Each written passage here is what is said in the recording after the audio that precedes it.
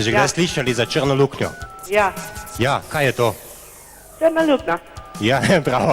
No, črna luknja, to je pojav v vesolju, ki bazira pravzaprav na znanstveni fantastiki. To je pojav, kjer predmeti prehajajo iz enega prostora v drugega, iz enega časovnega obdobja v drugega. Ste že kdaj slišali za kaj takega? No, da bom bolj nazorno to pokazal, sem prinesel s seboj eno tako učilo. To sicer ni črna luknja, je pa plošča, ki ima luknjo. Tu lahko tudi skozi vidite. In ima eno zanimivo, kako bi temu rekel, zanimivo je pri tej, to, da je na tej strani luknja zgoraj, na tej strani je pa spodaj. In tu že vidite eno določeno anomalijo te luknje, da je važno, kje je zgoraj, kje je spodaj, ni važno, ali je levo ali desno, to ni pomembno. Torej, zakaj je zanimiva? Vzamete eno prazno roko in jo nesete skozi luknjo v preteklost, na primer, in potem lahko iz preteklosti prinesete sem eno limono. No, seveda, pa ne kaže samo stvari sem nositi iz preteklosti, ker potem bi tam vsega zmanjkalo, tu bi pa imeli eno velikansko gnečo.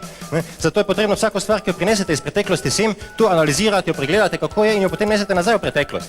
To zgleda približno potem tako in to limono spravite tja v preteklost in potem je ni tukaj, nisem bil dovolj prepričljiv. No, spravite limono v preteklost in potem gre tja nekam v preteklost.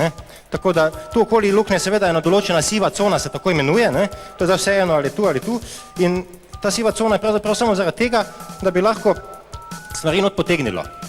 Ni važno, koliko stvari spravite skozi, važno je, da spravite celo stvar. Torej, če spravite samo roko, to nič ne pomeni. Spravite treba vedno cel kompleten predmet. Torej, vzamete prazno roko, greste skozi luknjo v preteklost in prinesete na svetlo, kot sem rekel, limono. No, seveda je pa važno, da veste točno, s katere strani greste v luknjo.